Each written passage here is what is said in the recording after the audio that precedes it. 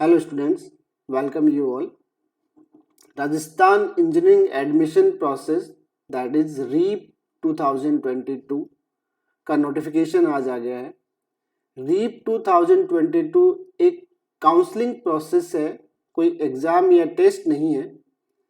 Engineering colleges के अंदर admission के लिए, चाहे वो प्राइवेट इंजीनियरिंग कॉलेज हो, चाहे वो गवर्नमेंट इंजीनियरिंग कॉलेज हो। तो Rajasthan engineering admission process REAP जो 2022 है उसका नोटिफिकेशन आ गया है और इसके अंदर इम्पोर्टेंट डेडलाइंस और किस प्रायोरिटी से सीट्स का अलॉटमेंट होगा या कौन कौन इसके लिए एलिजिबल है, ये सब हम इसके अंदर डिस्कस करेंगे। तो आप सभी जो स्टूडेंट अभी या तो सीनियर्स सेकेंडरी का एग्जाम देके पास आउट हुए और राजस्थान के इंजीनियरिंग कॉलेज में एडमिशन लेना चाहते हैं, उनके साथ ग्रुप में शेयर करें जिससे कि इंफॉर्मेशन उन तक पहुंच सके। इसमें केवल प्रोसेस के बारे में मैं डिस्कस कर रहा हूं, लेकिन बहुत सारे पेरेंट्स ऐसे होते हैं जिनको इस प्रोसेस के बारे में नहीं पता होता है, इवन स्टूडेंट्स को भी आइडिया नहीं होता है और इससे रिलेटेड बहुत सारी ऐसे क्वेरीज होती है जो वो नहीं कर पाते हैं। लाइक दो इम्पोर्टेंट पॉइंट्स यहाँ पर जो है वो ये है कि किस कॉलेज को ऑप्ट किया जाए बीटेक डिग्री के लिए या कौन सी ब्रांच को चूज किया जाए। ये दोनों ही अपने आप में एक बड़ा इंपॉर्टेंट पार्ट है। तो आप मुझे यहाँ पे ये सब चीज़ें डिस्कस कर सकते हैं, अपने कमेंट बॉक्स के अंदर आप अपनी क्वेरी को लिख सकते हैं। तो यहाँ पे मैं आपको गाइड करूँगा कि कौन सी ब्रांच आप चूज कर सकते हैं और कहाँ पे आपको एडमिशन लेना आपके लिए बेटर रहेगा। तो सबसे पहले हम इसके जो इम्पोर्टेंट पॉइंट्स हैं वो डिस्कस कर लेते हैं और जैसे जैसे इंफॉर्मेशन इसके अंदर अपडेट होती जाएंगी मैं आपको इसके साथ अपडेट करता रहूँगा। So here is the important deadlines for candidate. So date of commencement for filling of the online application cum registration, और ये जो आपका स्टार्ट होगा वो 14 अगस्त से स्टार्ट हो जाएगा। चाहे आप बी और बीटेक कोर्स में एडमिशन लेना चाहते हैं, चाहे आप बैचलर ऑफ आर्किटेक्चर कोर्स में एडमिशन लेना चाहते हैं, आपका ऑनलाइन जो एप्लीकेशन अप्लाई करने का जो प्रोसेस है वो 14 अगस्त से स्टार्ट होगा।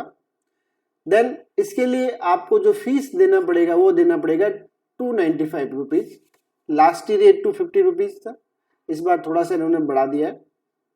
आप ये रजिस्ट्रेशन जो है आप 28 अगस्त तक कर सकते हैं, उसके बाद में आप 250 का रजिस्ट्रेशन नहीं करवा सकते। इवन आप फॉर्म जो है 29 अगस्त तक भर सकते हैं। फॉर्म भरने की जो है लास्ट डेट है वो आपकी सबमिशन करने की वो 29 अगस्त है, लेकिन आपको जो रजिस्ट्रेशन के लिए पेमेंट करना है वो आप 28 अगस्त तक ही कर सकते हैं। तो आप डेडलाइंस को जरूर ध्यान में रखें। 14 अगस्त से आपका फॉर्म फिलिंग स्टार्ट हो जाएगा और 29 को आपको फॉर्म सबमिट कर देना। उसके बाद आएगा आपकी जो कॉलेज की जो चॉइस है और ब्रांच की जो चॉइस है वो आपको भरनी होगी। एप्लीकेशन के आपको वहाँ ऑप्शन मिलेगा और आप लास्ट जो लॉक इन कर सकते हैं चॉइस का वो कर सकते हैं 8 सितंबर तक।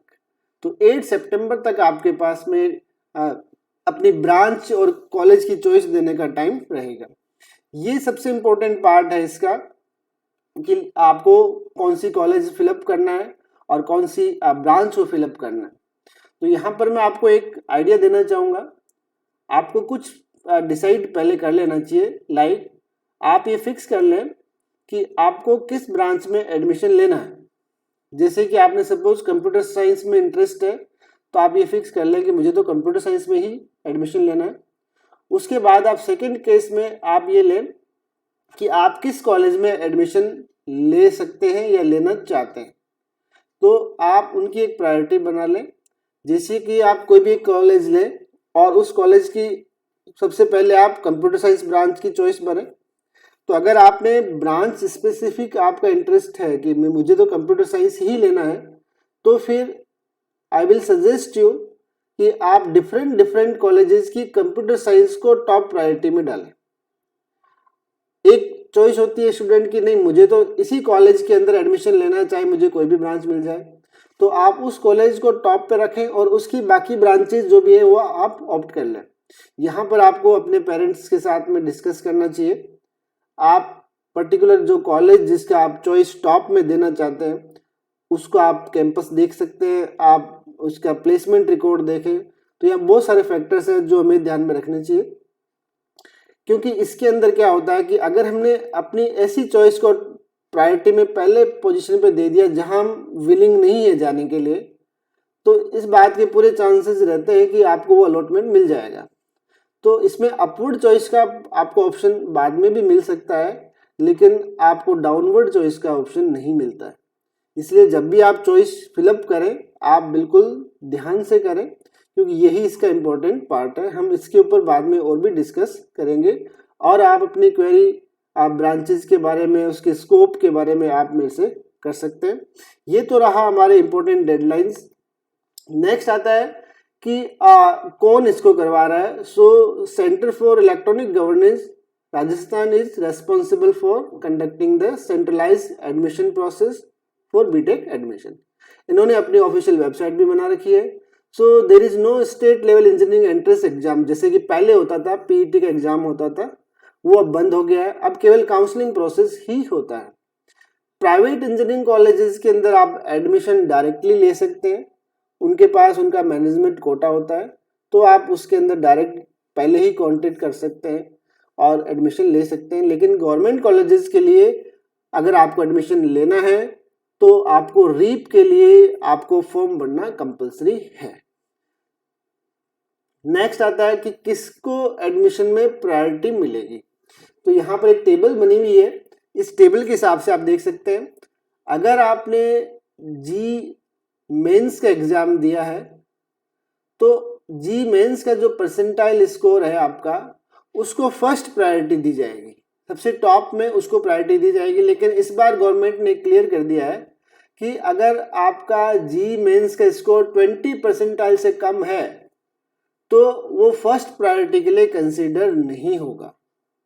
तो एटलीस्ट या यूं कहें कि मिनिमम 20 परसेंटाइल आपके जी मेंस में है, तभी आपको जब काउंसलिंग के टाइम में मेरिट बनेगा तब आपको जी के स्कोर के हिसाब से फर्स्ट रैंक आपको प्रायोरिटी इसकी मिलेगी। अगर सपोज किसी ने जी मेंस का एग्जाम नहीं दिया है तो फिर उसको सेकंड प्रायोरिटी के अंदर रखा जाएगा। और सेकंड प्रायोरिटी किसकी है? Percentile obtained in class 12th।